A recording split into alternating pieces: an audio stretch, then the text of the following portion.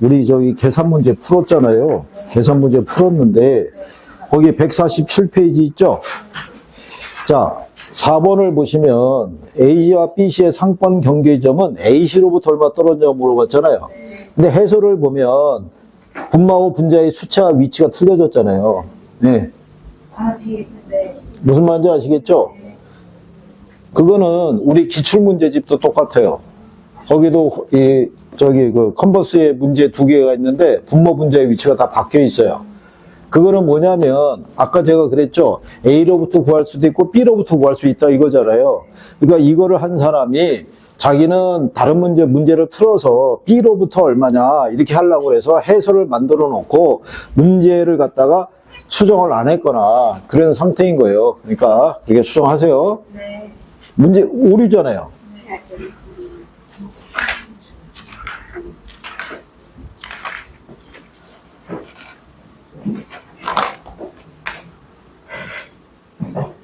그래서 이게 문제집마다 보면 오류가 발생할 수가 있어요. 그래서 100% 신뢰하시면 안 되고, 그래서 원래는 문제집마다 이게 정오표라는 거를 제시를 해야 되는데, 정오표가 나오기 전에 저희가 문제 풀면서 수정을 다 하니까 그건 큰 의미는 없는데, 어쨌든 간에 여러분들도 그래서 예습이 필요하다고 그랬잖아요. 근데 뭐 전혀 지금까지도 이의제기가 없다는 거로 봤을 때는 예습은 뭐 이미 물 건너간 거고, 그냥 일단 수업 들어와서 저 인간이 풀어줄 테니까 그냥 그렇게 하면 넘어가면 되지. 이런 거 공부해야 돼요, 진짜. 지금 나 지친다, 힘들다, 아우 이거 뭐 뭔 내용인지는 모르겠고 선생님 얘기가 자장가처럼 들리고 이걸 뭐 그냥 좀 아까 여행을 떠날 뻔했어 뭐 이런 아무 의미가 없다니까요, 이거. 일단은 되고 볼 일이잖아요. 그렇잖아요? 그러면, 나름대로의 독특한 특색이 있다는 공법은 정리가 잘 되는 거예요? 그건 아닌 거예요? 그러면 아무 색채도 없고, 무색무취의 선생의 강의도 역시 들어오는 게 없고, 특색이 있어도 들어오는 게 없고, 그럼 뭐 어떻게 정리하겠다는 거예요? 어떻게? 표정 관리만 하지 말고 뭐 열심히 해야 된다니까. 맨날 표정 관리는 아주 뭐 기가 막힌 거예요, 그냥. 아니 제가 무슨 연기학원 강사도 아니고 그냥 시각각으로 표정은 잘 바뀌는 거예요, 그냥. 이거 조금 있으면 여러분들 후회해요, 이거. 제가 매년 겪는 일이에요, 매년. 이맘때, 그저 여름 7월이 들어갔을 때, 9월이 됐을 때, 추석 전후가 됐을 때, 시험이 임박했을 때, 어떻게 매년 나오는 패턴이 똑같아요, 매년. 그러니까 저희가 알고 미리 얘기하는 거잖아요. 나중에 후회하지 말고 지금 열심히 하라고. 완전히 꼭 어떨 때 보면은 합격자 모임이 온 것 같아요. 다 됐고, 오늘 뭐 여유있게 그냥, 합격 모임을 뭐 여기서 하겠어요? 밖에 어디 무슨 저기 음식점 있는 데서 하겠지. 그죠?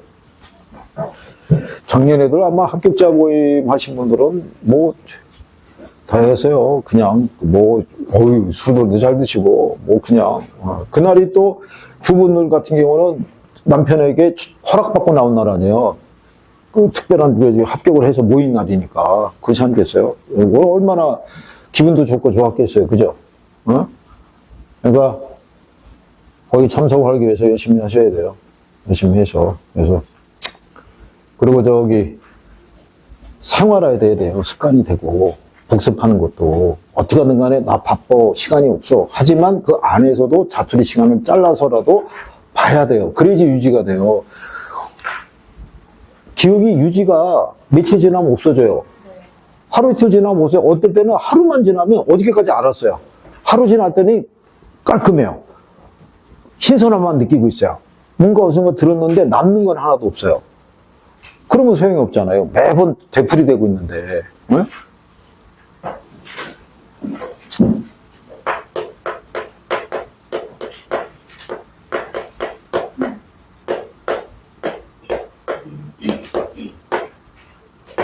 그리고 제가 강의할 때 가끔 말씀드리는데 선생은 그의 강의를 하면 선생이 알고 있는 거를 다 전해서 시험장에 가서 하나라도 더 맞추려고 이렇게 유도를 해주지 강의하다가 이 내용은 아껴가지고 내년에 써먹어야지 이런 건 없어요. 그냥 그 해 시험에 무조건 합격을 시켜야 되니까. 그러니까 여러분들이 조금만 화답을 하셔서 열심히 좀 해주세요. 열심히. 그리고 아니 될 수 있다니까요. 될 수 있다니까요. 어? 아니 뭐 합격한 사람들이 뭐 어디서 무슨 뭐 과외받고 무슨 해서 합격한 게 아니라 그냥 이렇게 해서 합격하는 거예요. 이렇게 합격할 수 있으니까 기운을 내시고 마인드 컨트롤도 잘하시고 나는 합격할 수 있다라고 강하게 긍정적으로 생각하시고 그죠? 네. 여러분들 능력이 있는 사람들이에요. 여러분들의 숨겨진 잠재력을 모르시죠? 시험이 임박하면 하루에 6개 과목도 끝낼 수 있는 사람들이 여러분들의 발등에 붙들어지면 다 해요. 그렇게 생각하시고. 자, 우리가 정책론을 하시는데, 자, 정책론에 시험 목차가 몇 개 있다고 얘기했어요. 어? 모르면 몇 개라고 그랬어요? 아, 4개 있다고요, 4개. 아, 일단 모르면 4개 불러보라고 얘기했잖아요. 여기 4개라고요, 4개. 산업인력관리공단에서 4개를 제시했어요, 4개를. 시험 목차로. 제시한 게 뭐냐면,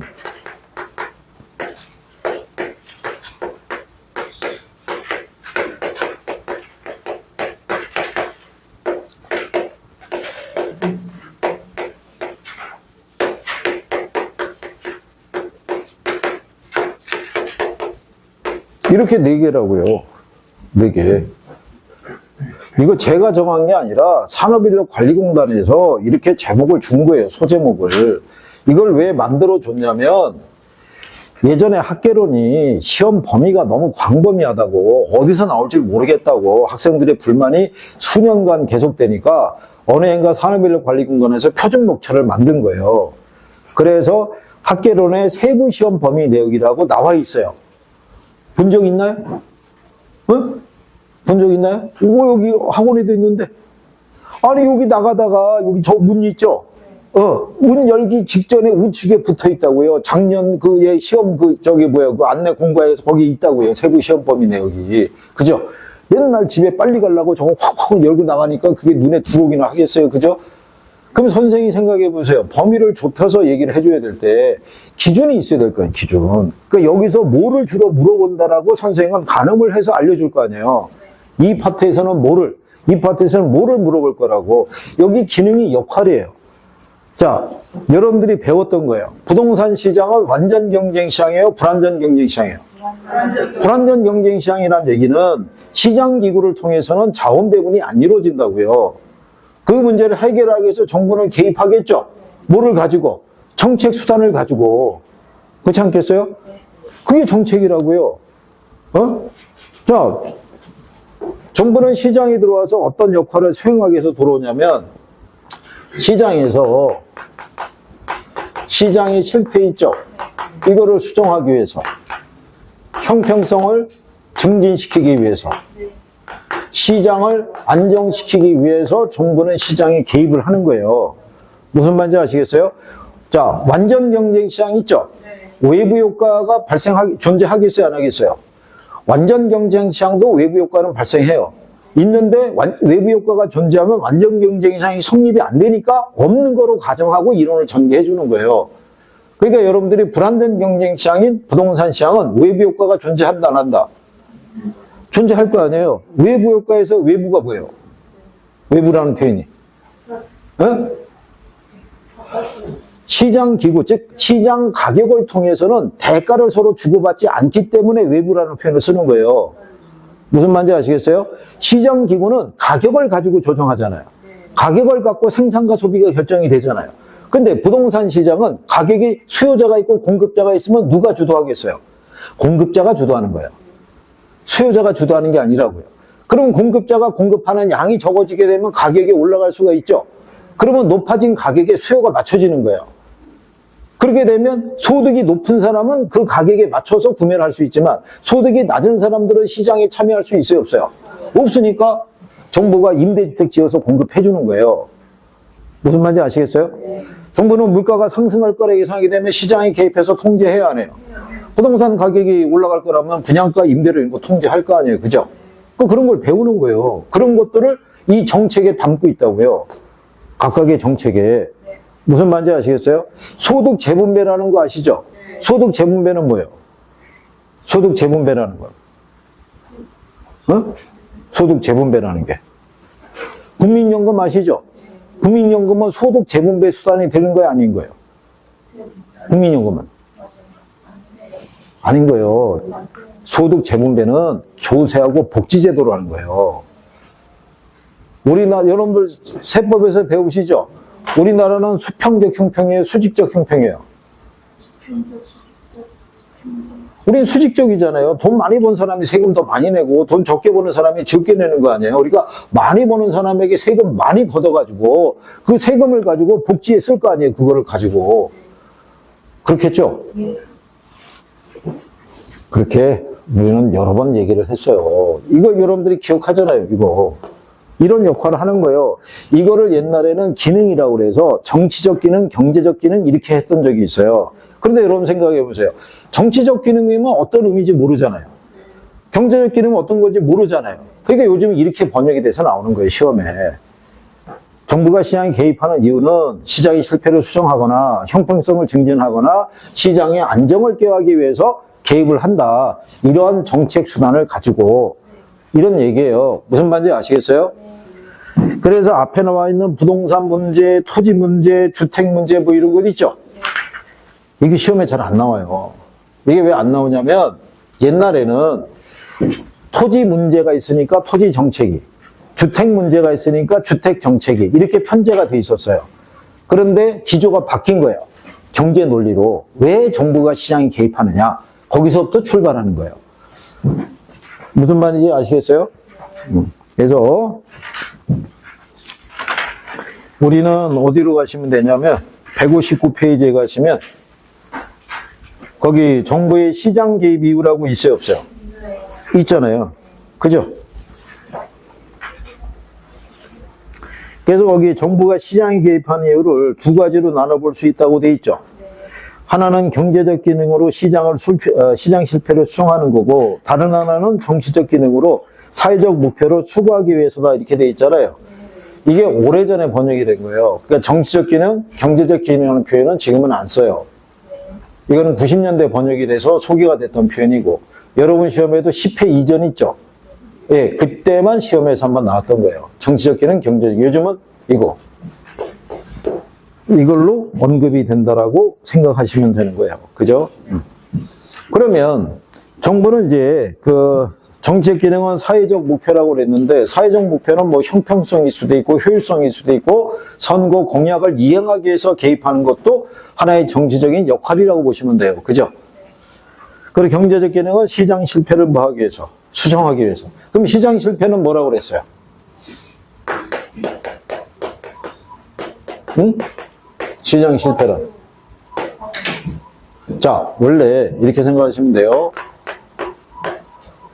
시장 기구를 다른 말로 가격 기구라고 얘기를 해요. 그러니까 시장에서의 자원의 배분이 있죠. 자원의 배분은 시장 전체 수요와 공급에서 결정된 요 가격이 있죠.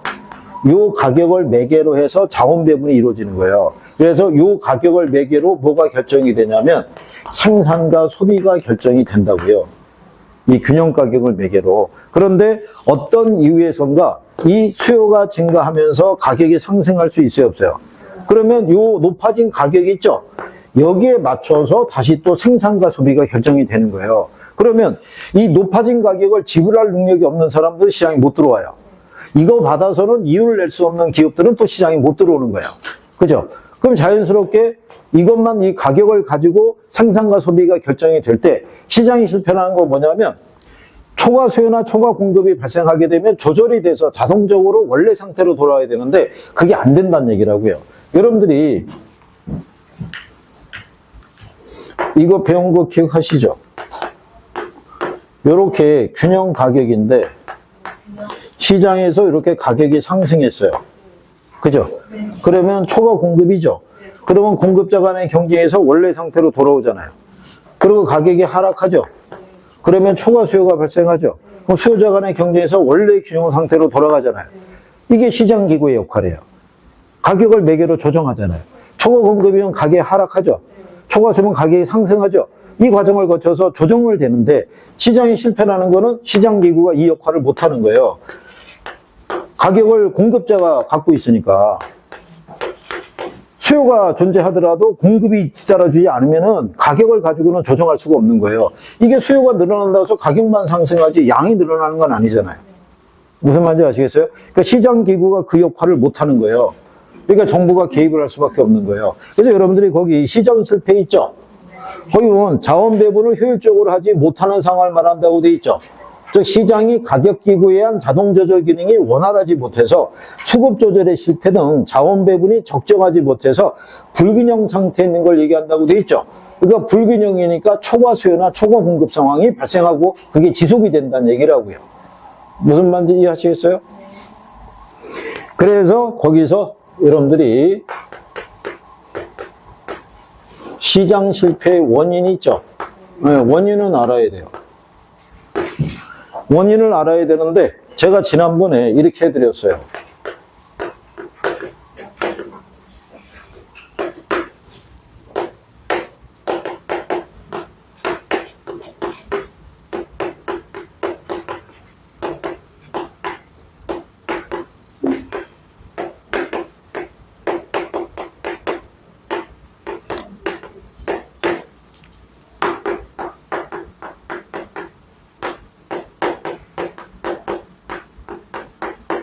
이렇게 5가지를 제시했어요. 그죠? 5가지를 제시했는데 얘네 둘만 노란색으로 표시해 주죠? 왜 그렇다고 그랬어요?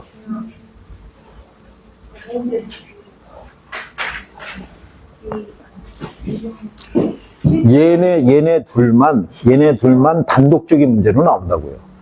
얘네가 등장할 때는 제목으로 물어보는 거예요. 그냥 다음 중에 시장 실패 원인에 해당하지 않는 걸 고르세요. 그러면 얘네 중에 4개가 들어가고 틀린 거 하나 들어와서 답을 찾으라고 이렇게 주는 거예요.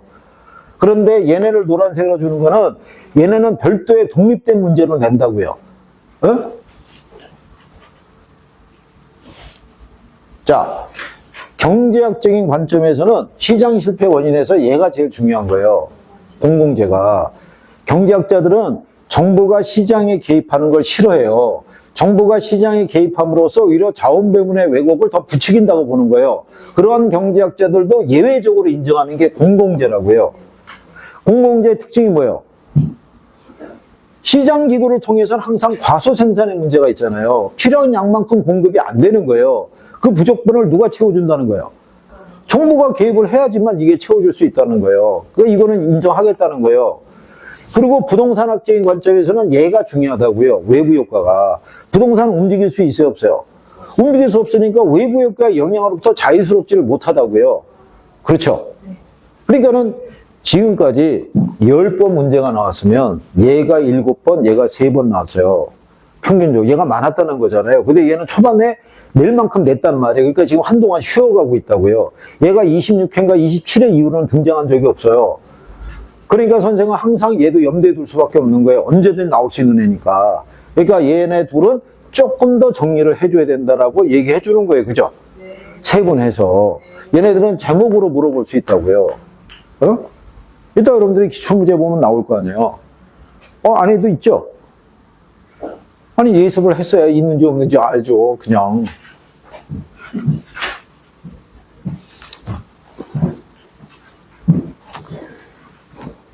자, 거기 불완전 경쟁이라고 돼 있죠? 예. 이게 독점 등의 문제가 나타났을 때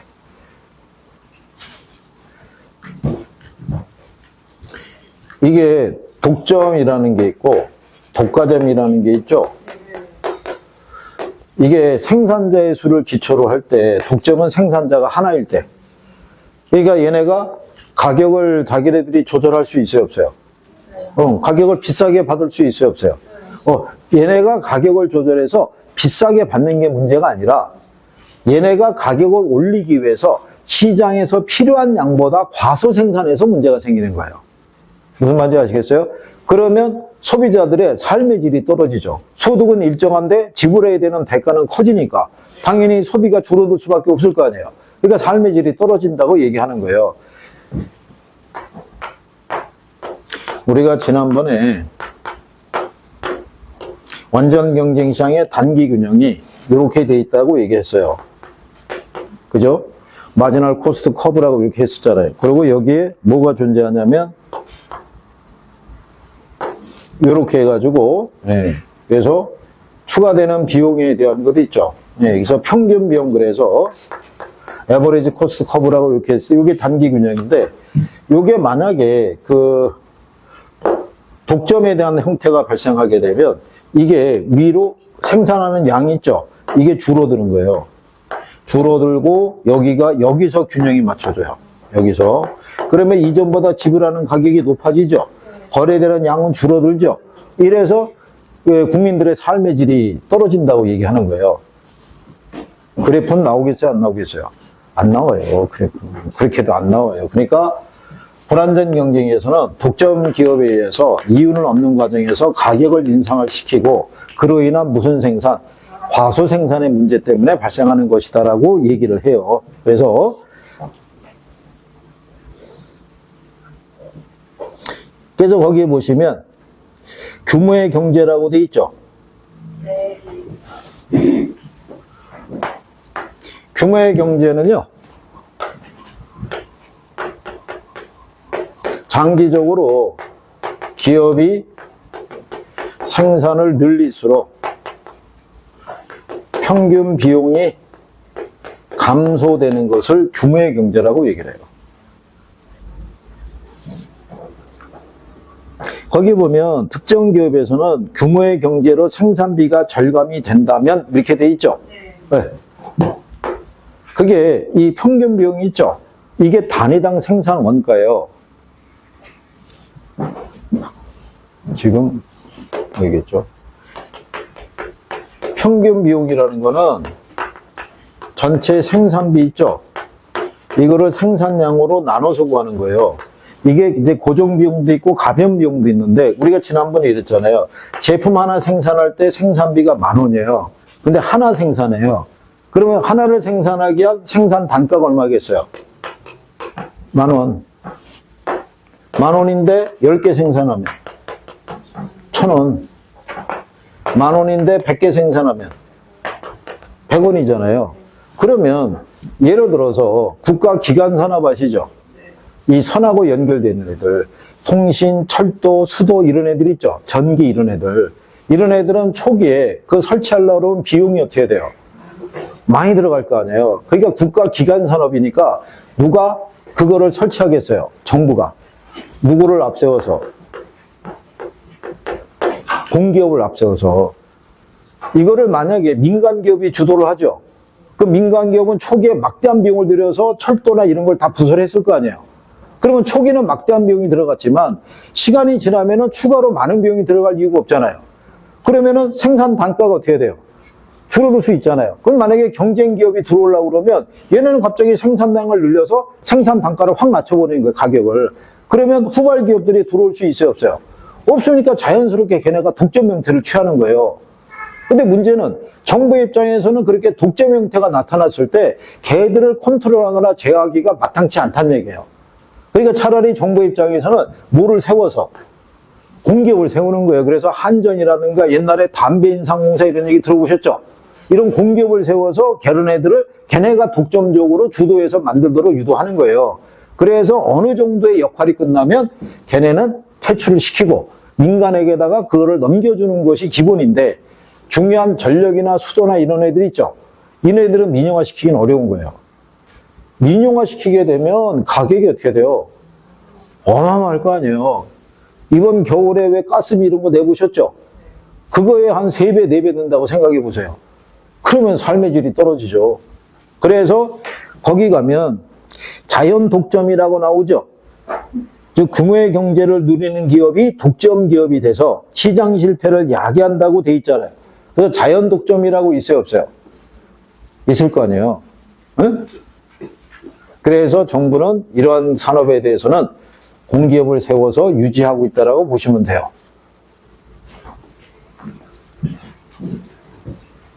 무슨 말인지 아시겠나요? 규모의 경제?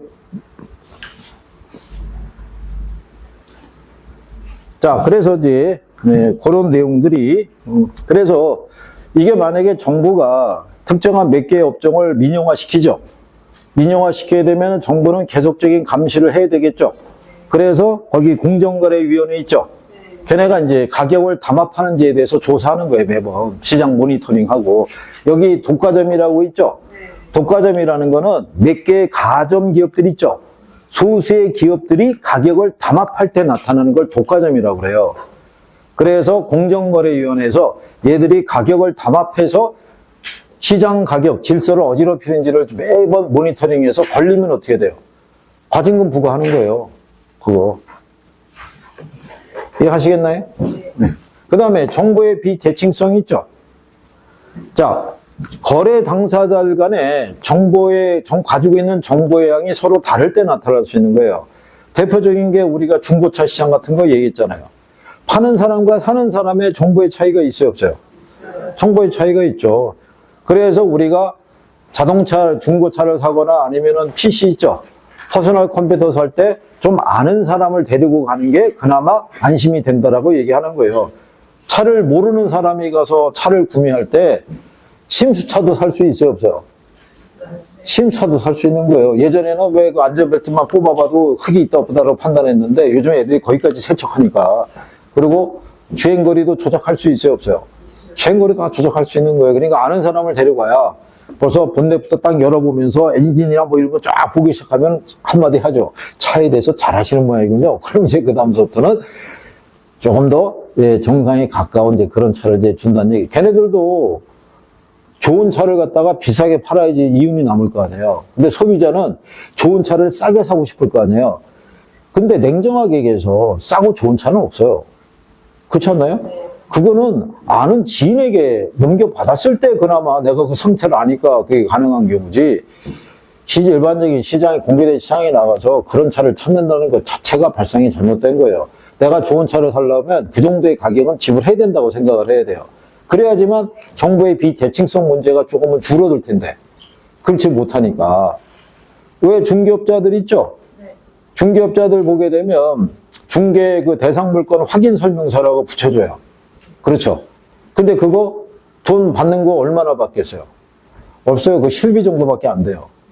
그거. 그러니까는 중개업자들이 대충 보는 거예요. 근데 만약에 중개 대상물의 확인 설명서 있죠. 이게 양도 많고 조세달 항목도 많고 거기에 따른 수수료 있죠. 이것도 제대로 지급을 해준다 그러면 중개업자들이 제대로 꼼꼼하게 보겠어요, 안 보겠어요? 꼼꼼하게 볼 거라고요. 그러면 당연히 전세 사기나 이런 것도 줄일 수가 있죠. 대신에 걸리면 바로 아웃이라고 그러면, 대신에 서비스에 대한 수수료를 많이 받으면 야, 이거 한 건만 해도 꽤 되겠네. 그러면은 열심히 하죠. 그렇지 않을까요? 그게 현실화되는 게 더 나은데 그거는 또 쉽지 않은 거죠. 왜? 그게 시민의 부담으로 돌아간다고 그래서 그거를 조정을 못 하는데, 근데 양질의 서비스를 제공받기 위해서는 그만큼의 수수료를 내야 돼요. 그러면 중개업을 하시는 분들도 조금 더 양질의 서비스를 제공할 수 있을 거라고요. 그게 안 되니까 자꾸 시장에서 중개업자들이 문제를 일으키니 뭐 저기 하는데, 일단 먹고 살기에 충분하면은 그런 거 안 해도 된다는 얘기죠. 그렇지 않겠어요? 그래서 어느 나라의 공무원들은 연봉을 대기업 수준하고 맞춰주는 거예요. 그럼 충분히 먹고 살잖아요. 주택도 제공해주고. 근데 대신에 부정을 저리다 걸리면 바로 아웃이에요. 퇴출. 그러면 뇌물 뭐 이런 거 있겠어요, 없겠어요? 당연히 없죠. 그냥 이걸로 평생 먹고 살 수 있는데 뭐하러 그거에 탐을 내겠어요.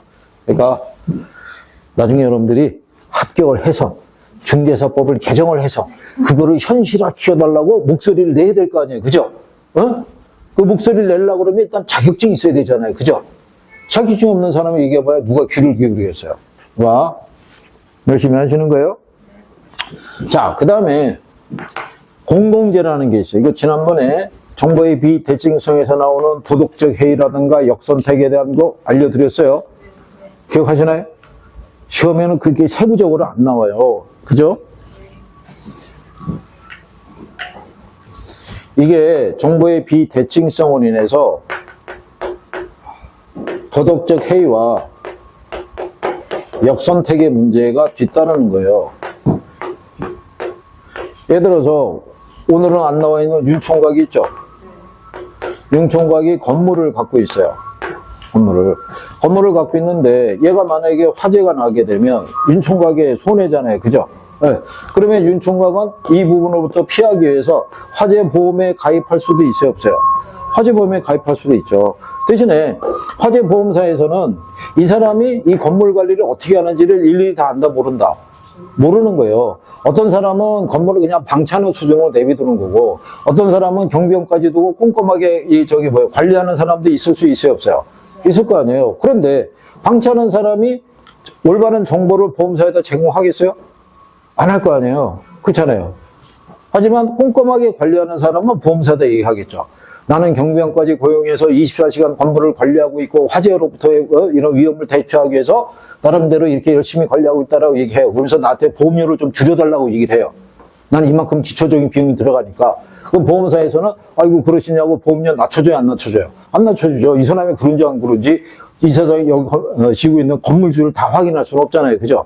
근데 관리 안 하는 사람은 그냥 뭐 괜찮아요. 그냥 뭐 이제 보험료 내가 낼게요 라면서 보험에 가입을 해요. 보험에 가입하고 난 다음에 어떻게 하겠어요? 관리 원래 안 했던 사람이 있죠. 그래도 양심은 있으니까 한 달에 한 번씩은 자기가 한번 이렇게 순찰이라도 한번 돌든가 그러는 건데 보험에 가입하면 그냥 1년 내내 방치하는 거죠. 왜? 불이 나면은 누가 대주니까. 그러면 보험사는 누구를 선택하는 게 좋아요? 관리 열심히 하는 사람하고 계약을 맺는 게 유리하잖아요. 근데 정보가 부족하잖아요. 말로만 하는 걸 어떻게 알겠어요? 그죠? 그래서 역선택의 문제가 발생하는 거예요. 그래서 그러면은 관리를 안 한 사람이 화재보험에 가입하면은 관리를 더더욱 안 할 거 아니에요.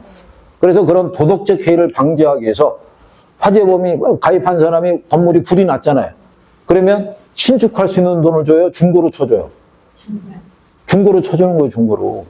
이거 만약에 신축이라고 해주면 건물주가 아들에게 유언으로 남길 거 아니에요. 야, 10년 뒤에 불 한 번 내면 새로 지을 수 있어. 그러면 계속 대물림 될 거 아니에요. 그죠?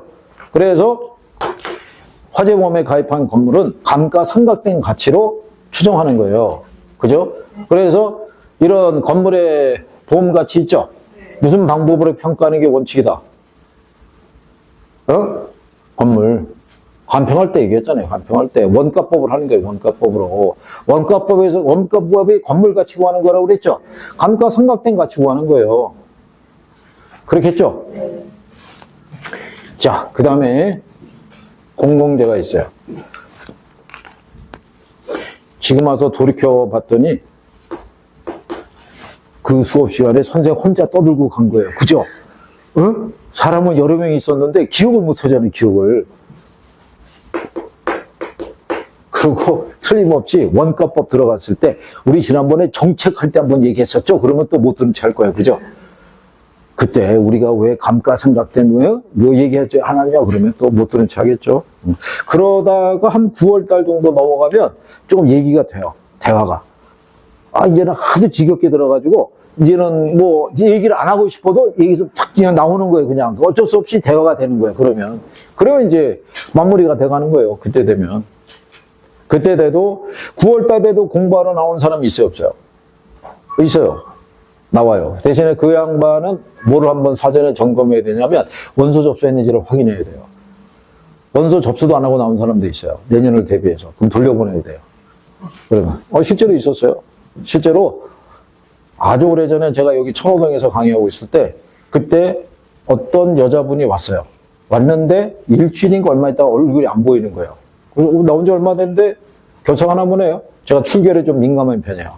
그러니까 얘기했더니 그게 아니라 하면서 학생들이 얘기하는 게 등록을 했대요. 해가지고 옆에 학생하고 대화를 나눈 사이에 너는 이번에 시험 어디서 보니?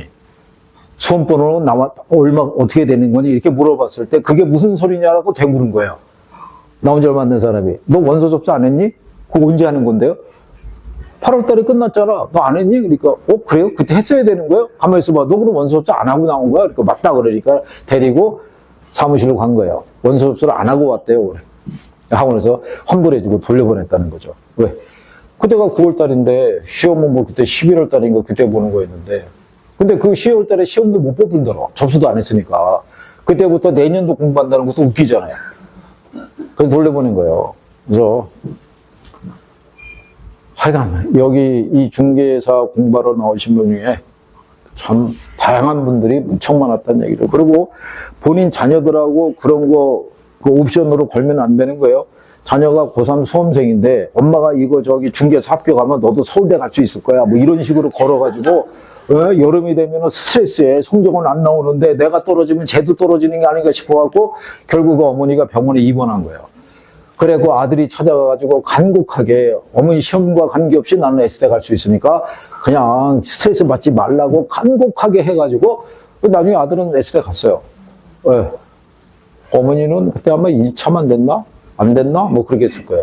그러니까 그 스트레스가 대단한 거예요. 근데 표정을 보면 스트레스가 전혀 없어요. 지금.